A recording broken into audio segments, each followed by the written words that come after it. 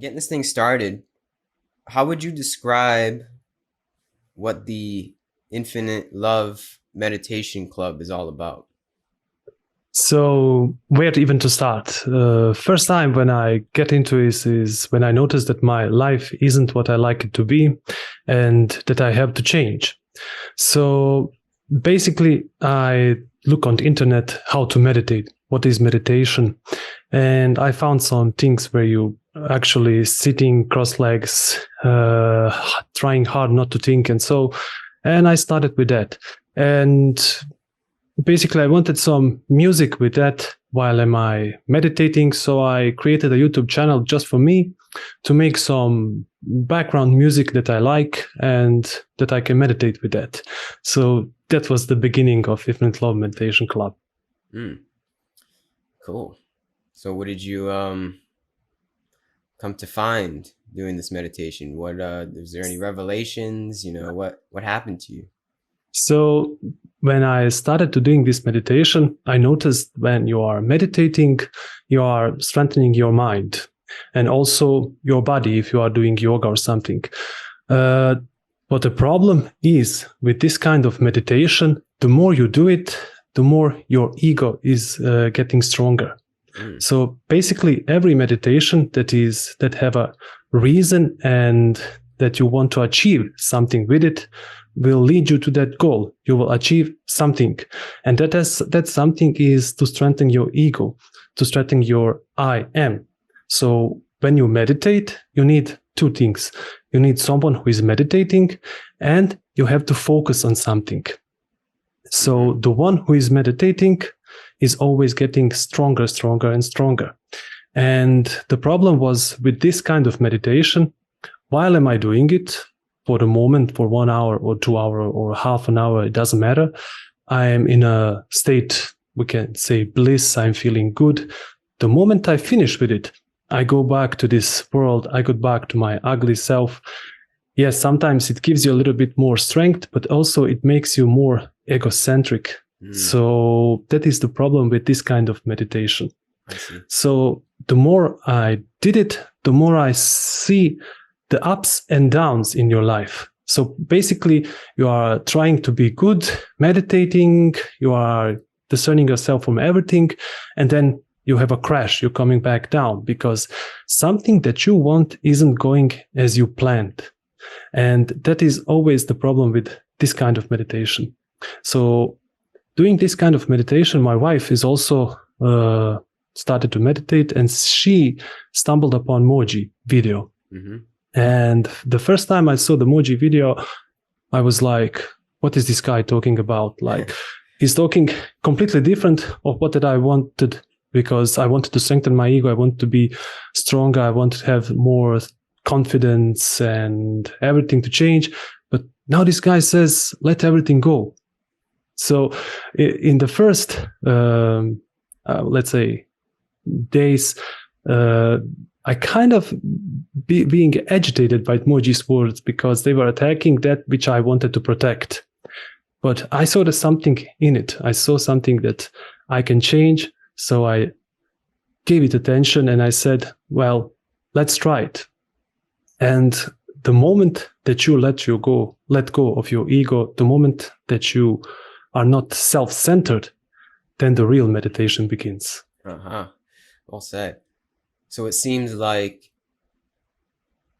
you went from, or we go from the meditator, the one who meditates, yes, to exactly. creating just a life of meditation. Yes. So basically, what am I doing now is, after seeing that I, as a person, is collection of all the memories, of all the experience that I had in my life, and also all the influences of the world. So it creates kind of human consciousness. And basically, we are not individuals because we belong to that consciousness. So that was the next step when I saw the J. Krishnamurti teachings. And I started a lot to inquire with him. And that has shifted something, because before, the Moji, I would say, is the best in this world to get you to see that you are not just your body, not just your ego, and he do it in so profound way, and it's beautiful. And if you want to go deeper, then maybe you have to go personally with him, because online I haven't seen much of videos where he talks about this, but there are some videos also, and maybe he does it more on his satsangs. I wasn't there, I don't know, but with J. Krishnamurti's teaching, the questioning yourself and observing yourself and learning from yourself is that which actually brings you closer to release this human consciousness. So basically, all of us should learn from ourselves. And to do that, we have to develop the skill of observation. Yeah. Well said, man. So, where do we go from here? Maybe we can talk about skill observation, because that's the most important thing that we can have in our life. Yeah. Well, maybe to start with the question, can you observe without your own thinking? So can you observe without your own comments on everything that you see? And can you, for even a second or minute, be completely free of every form of thought? Just being present and observing. And the best question that goes with it is, have you ever been able, even for a few seconds, to use all of your senses at once?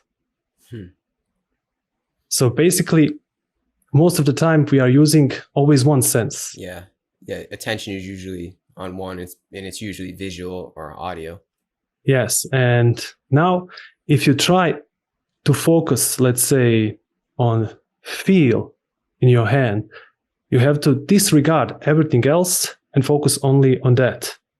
Now, if you want to switch to taste in your mouth, you have to disregard everything else and focus on that. So that is concentration. And the one who is concentrating is this thing, if you can observe it now with me together, that moves from the sight to the feel, then go back to feel the taste, this small center. This is you as a person. This is you as an ego. This is actually this collection of all the memories, everything that you ever experienced, plus your memory in genes that you inherited from your ancestors. So basically, you are this ego, this small center that moves. Yeah. So this is why we do these observation practices, is to bring attention to the essence in us that has attention, right? Practice is a little bit wrong word, because everything that you practice leads to some kind of goal. Here, there is no goal. It is just for you to see in this moment what you actually are. But as Moji said, something is aware of all of that. Yeah. And that what is aware of all of that is awareness, is, for example, through you. So if you now try to let go of this center, of this ego, and just be aware for a second that all of your senses are already working, that you already feel, you already hear, everything by itself functions. And there is no need for this center to go, I will hear this now, I will look at this now, because it is already there. Yeah. Okay. Yeah. So it's actually dissolving that attention, coming into absolute awareness of the present moment, all five senses, maybe even six senses. Basically, you are letting your ego go for the moment. And for this brief moment, you are actually aware of what is. Without your own commenting, without your own memories, just you feel with everything. So doing this in your life, you only need time for this. So to develop the skill of observation. So just casually, when you're doing something, you give attention, you be aware of letting go, that all of that inside of you, and for the moment you are just aware. The more you do it, the more you develop the skill of observation. And that is the beginning of meditation. So often we use this word, what is meditation? Then we try to explain, that we give a definition, but it's not that. Something that cannot be explained. It can only be. It can only be. So, can only be. yes. So when you are for the moment aware, then you are starting to be aware. Mm-hmm. We can only be. So well said. So where does infinite love come in this awareness? Yes, that's a very important question. So when you start to let go of this human consciousness, and that is all the memory, everything that was, so past, everything that we have ever collected. You see, there is illusion of time in our head. Time exists as a traveling from point A to point B. But psychological time doesn't exist. There is no tomorrow. There is no yesterday. There is always now. And whatever comes, it will come as now. For example, when you don't want to do something that you don't like, and you say, I'll do it tomorrow. But that tomorrow will come as today. Mm-hmm. Mm-hmm. So it is illusion of the time. Yeah. So the moment that you are aware that you are only now, then your mind begins to open to love. But the best way to find out what love is, we have to ask and see what love is not. Mm-hmm. So what is love for you, for example? And try going from that which is not love. That's a big one, man. Love is not. Love is not. You want me to answer what love is not? Yes. It's quite contrary to popular belief. It's not like possession.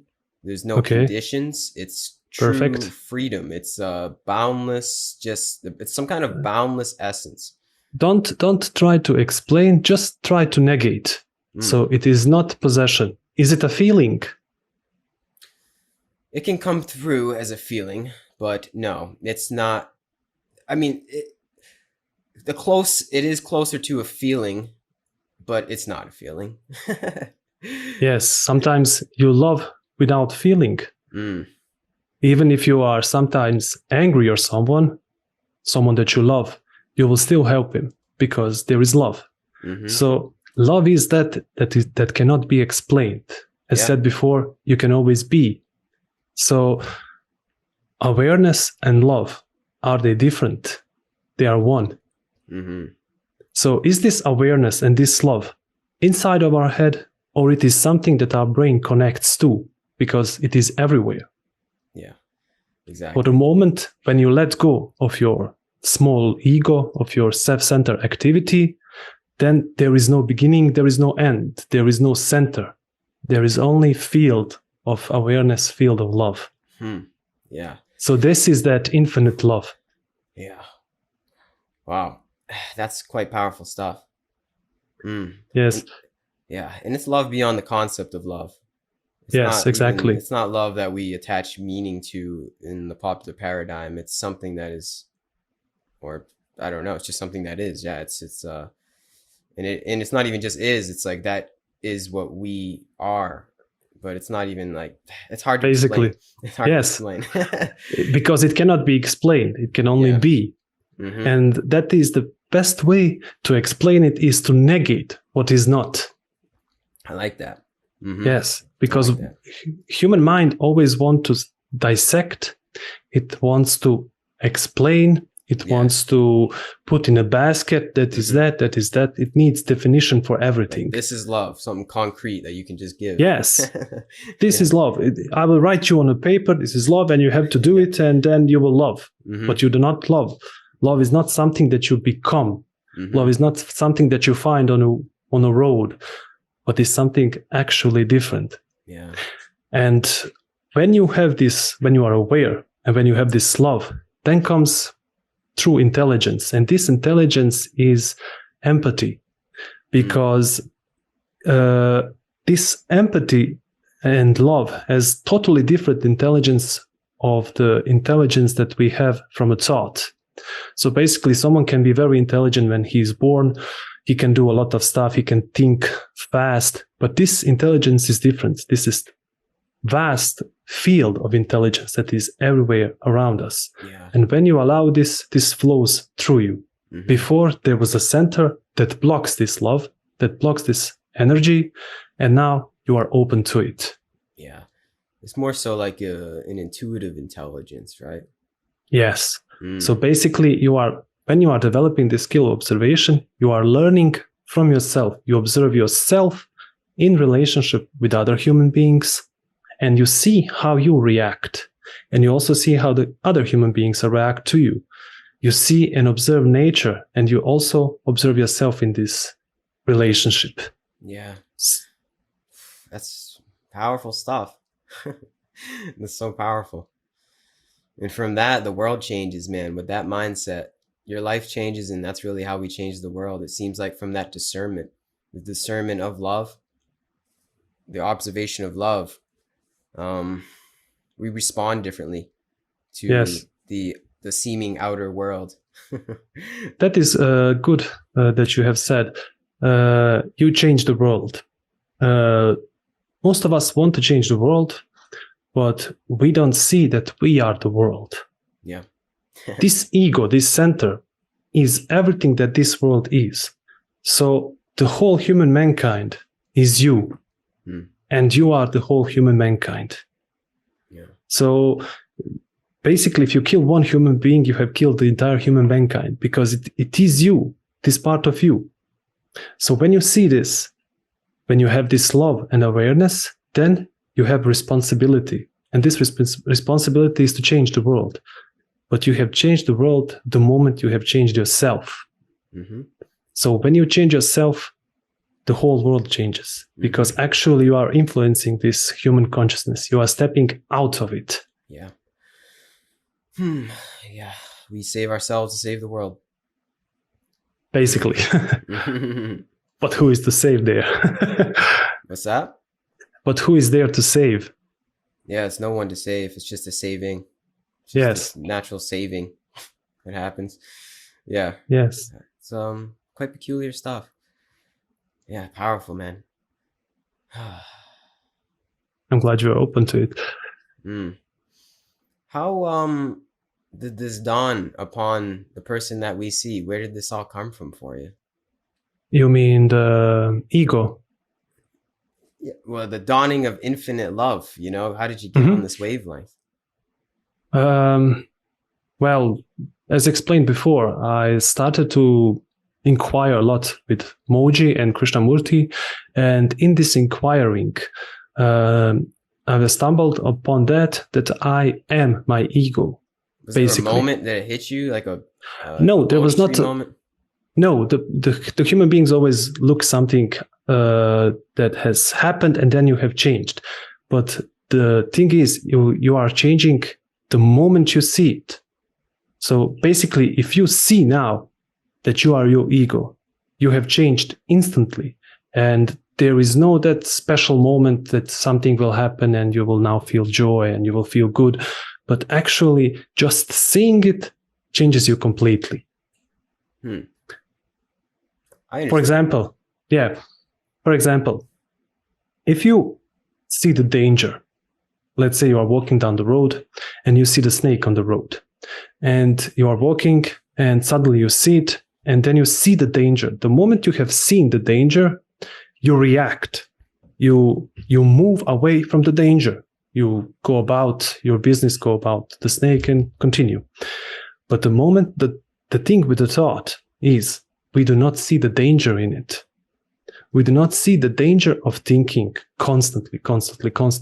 So we are walking and stepping on a snake because we don't see the danger. But the moment you see that the thought is the problem, when you see the danger, you move away from the danger. It's like if you are, that's a little bit harsh to say, but let's, for example, see serial killer. You're a serial killer and you're killing people. And you say, I want to change myself. I will be better. And you need time to change. And then you say, well, I'll be better tomorrow. I will kill less. But the problem is you are still killing the people in this time.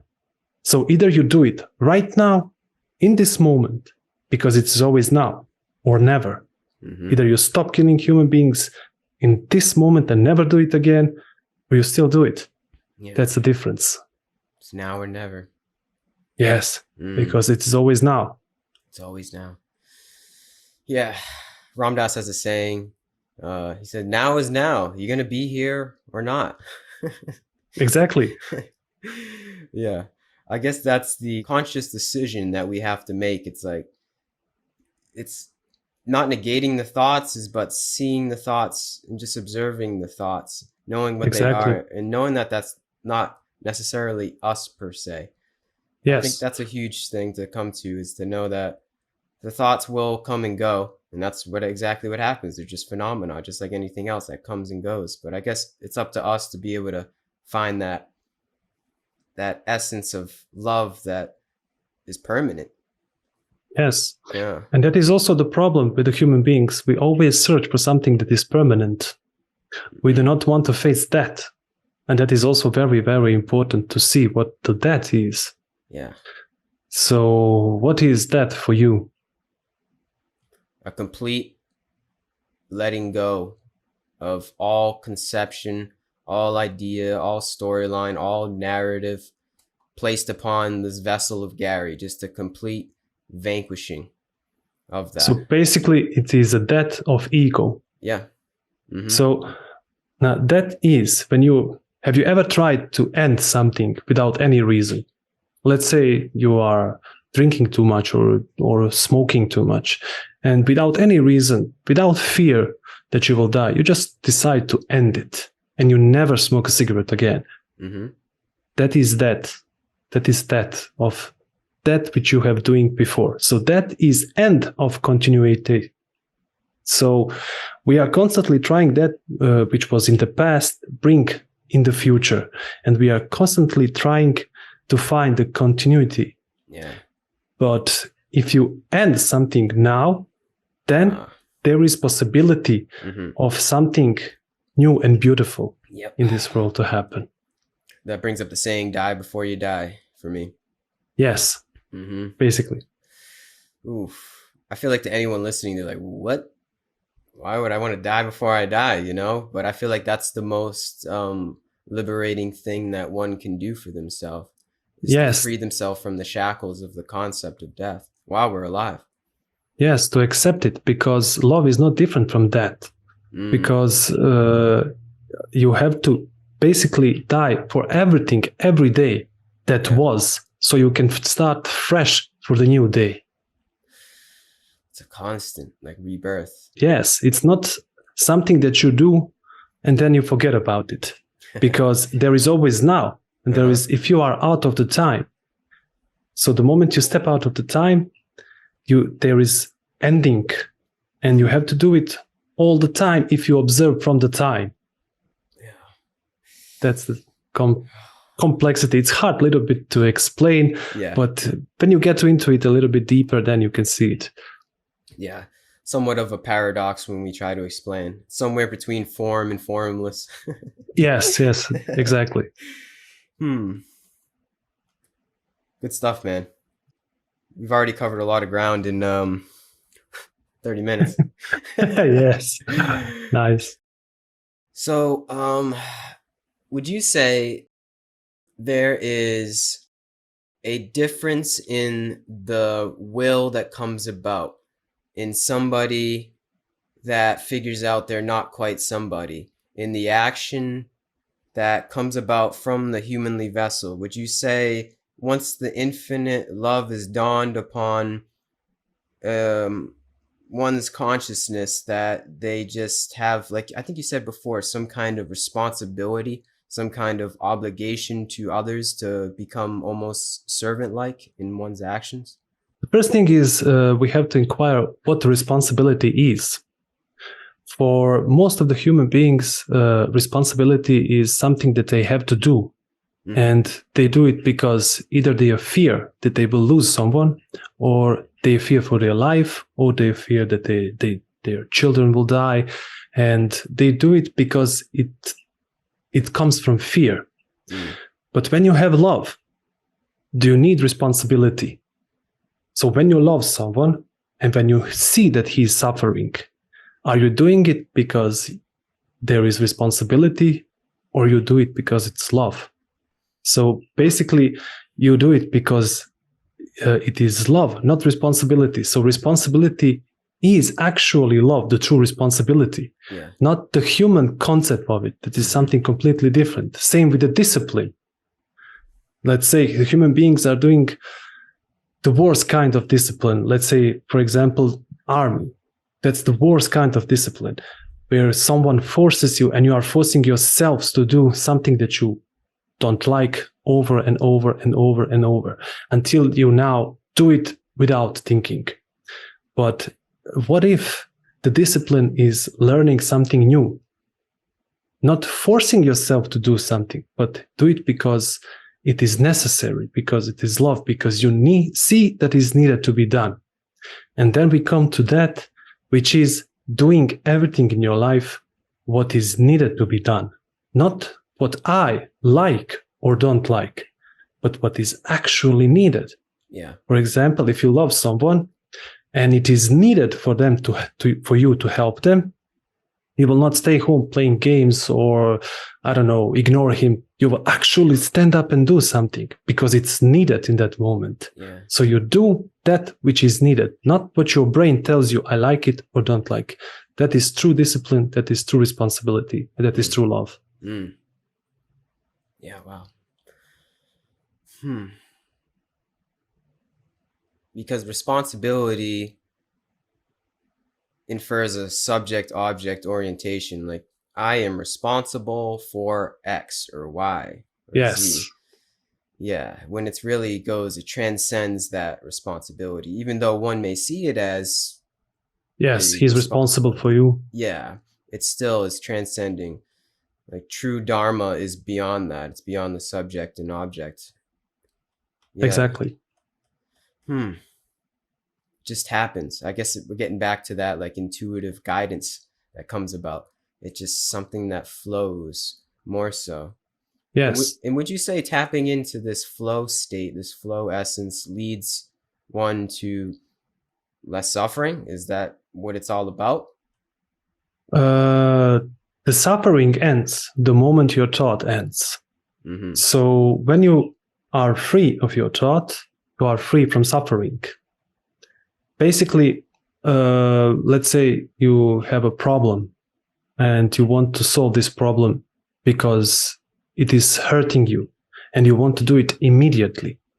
And you are now starting to think all kinds of things in your head just to get rid of this problem. So while you are doing this worrying, there is a whole lot of hormones going through your body. The body goes into flight mode, to stress mode, and you basically are suffering because you want to get it over with. Mm-hmm. But when you are aware of all of that and you end the thought, you don't think anymore about the problem. Then you are free to come closer to the problem.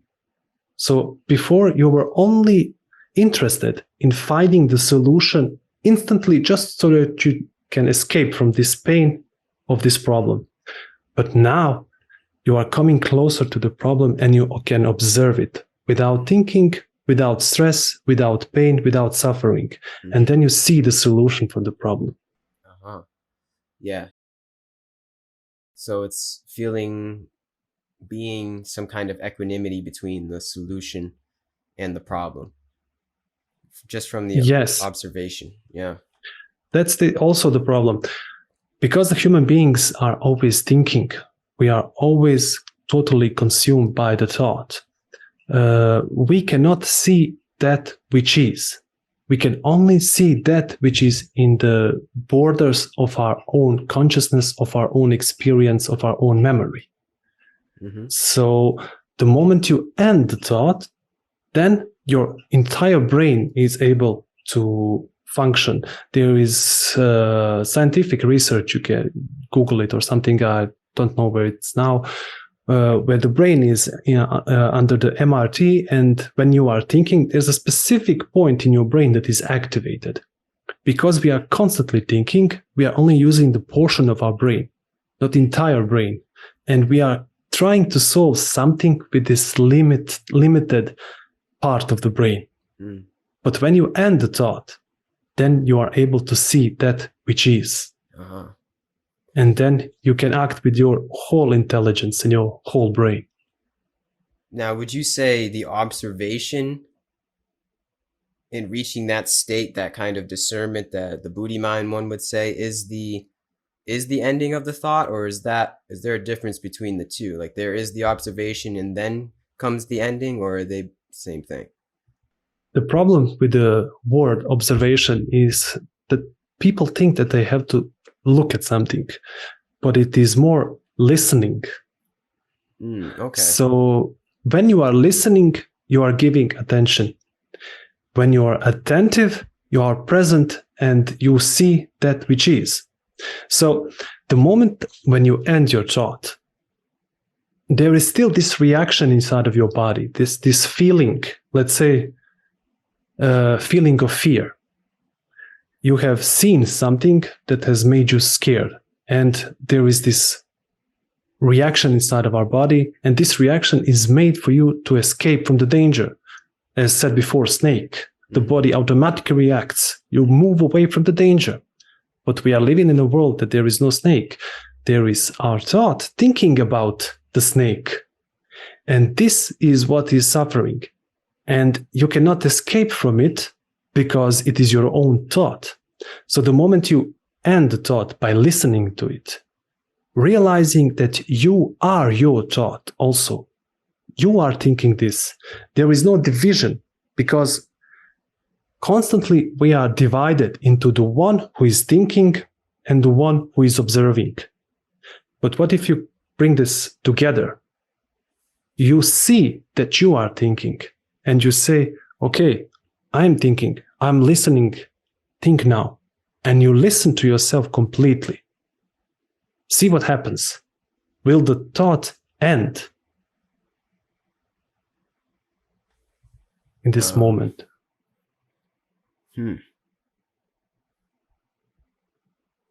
Yeah, in a way. Yes. So there is a second without a thought. So this listening is attention, and this attention is love. And now there is the feeling. You have ended the thought for a second, but still the feeling persists. You are still feeling bad because this is a chemical reaction that happens inside your body. So you have been doing a lot of thinking all the time, negative thinking, and it builds up inside you, the fear and everything. So now you have to give attention to this fear. You have to listen to this fear also. This fear is also you. Erase the division. So if you are your fear, what can you do about it? Let's say, for example, your fear is your hand, and it has a wound, it is cut. What you do with your hand, you will not cut the hand because you have a wound. You stay with it, you observe it completely until the wound is gone. So same with the fear. Even if it is for the moment very bad, because now you have become aware of your fear, it will become for a second stronger. And then as you are listening to it, you see how it withers away. It flowers and that withers away, and it's gone. And then you are free from fear forever. Every time that it arises, you see it and the danger ends. Oof, powerful stuff. Yeah. It's just being able to see the temporary nature of all of it, all phenomena, all five senses, all thoughts. Watching it come and go. And stay with it. That's also very important, because some things that are not important to us, they come and go. But something that we think that it is, as an ego, that is important for us, we are constantly trying to hold it back, that it stays with you. And this thinking is catching the thought. The moment you let go, when you are listening to this thought, when you are listening to this feeling, it withers away. It goes completely, never again to be returned. Whew, powerful stuff. Damn. This is good. Thank you. good for us to inquire together. I think we already touched upon this too. The most powerful revelation that one can get from the temporary nature is the dawning of some kind of equanimity between life and death. I feel like that's the basis behind all fear within us, is our inevitable demise, or our perceived inevitable demise, at least. I feel like the biggest revelation is coming to some kind of sense of not really continuity, but some kind of, I guess it is permanence beyond the coming and going of the bodily vessel and everything that comes from it. There's something very powerful and poignant about that, at least to me. Yes, the question is, what is that will continue? Because we as a human beings always want to continuation. We want us to continue to live. Yeah. But even if we know that we are going to die, we cannot face the fact that we are going to die. We cannot face the fact that this memory that we have will fade away, will go away. So we are trying to find a ways to become immortal. And one of them is also religion and thinking about afterlife, because thought has invented the God and has invented all the absurd things that we do in our life just because we feel better if we know that something will continue. Yeah. So if we start to question everything, we have to also question what the thought has invented. Do we have a soul? What is continuation? What is this that will continue? If you are for the moment aware and you are out of the time and you are everything, why do you need to continue something? Only the ego, the past, wants to be continued. Yeah, it's beyond continuation. The weird irony in that, it's to find a sense of immortality in one's life is to actually come to the inevitable end. The inevitable end and Yes. the beginning that truly never happened, if that makes sense. Something like that. Yeah. Agreed. It's like, it's because it's like, if you don't, how do I put this, man? This is like, I can't really talk about it right now, but it's like, it's in here somewhere. It's like, in order to let go of the idea of death, you have to also let go of the idea of your life. There is no something that began that you're going to lose. It always was. Like, there always is. It's, amazing. That's it. It's beyond a timeline.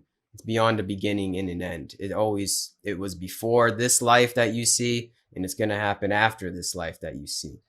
It's that is, I guess, how one can touch upon immortality. But getting back to it, you have to die before you die.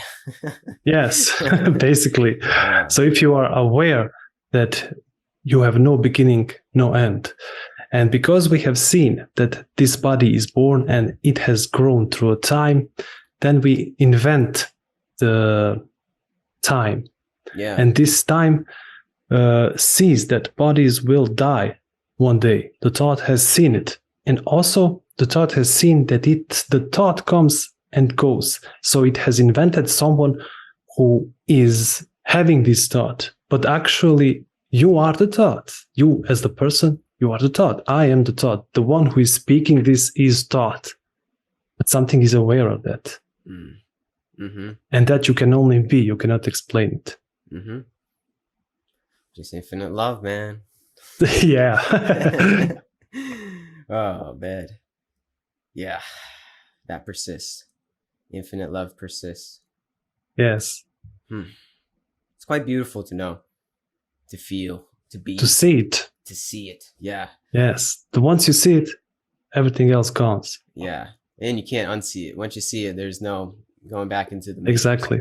Exactly. Oh, man. Damn. Speechless. I'm glad. That means that we have inquired together good. Yeah, right. Asked the right questions. That's what happens sometimes on these convos, man. It just gets to a point where it's like, well, all right, what else? What else do we have to say? I guess that's good, Yes, yes. man. Oh, I don't know. I really don't even know what to ask, man. Do you have anything you'd like to say? I mean, maybe we can start to wrap this up. This might be a kind of a Yes, quick one. Actually, no, we're good. We're making good on we time, have pretty much. 15 minutes. Yeah. So, I We mean, are doing good. got any? I don't know. Got anything you want to go from that? Any last words? Last remarks? Uh, uh, well, mm, one of the most important questions for all the human beings is where do I begin? It's a good one. Because, yes, a lot of human beings think that they need to do a lot of inquiring, that they need to do a lot of reading, but all of this is only feeding your ego. So the best thing and place to start is now. And just casually give attention to your own life. And we will just briefly say the difference between concentration and attention, because that is very important for us to see. When you are trying to concentrate on something, for example, I'm concentrating now to speak with you. I have to exclude everything else around me and only focus on you. So to do that, you need tremendous amounts of energy because you are excluding everything else and you are focusing on our talk. But what is attention? Attention is allowing everything. So in the same way I'm talking with you, I'm also seeing everything around my room. I'm feeling everything. So you allow everything.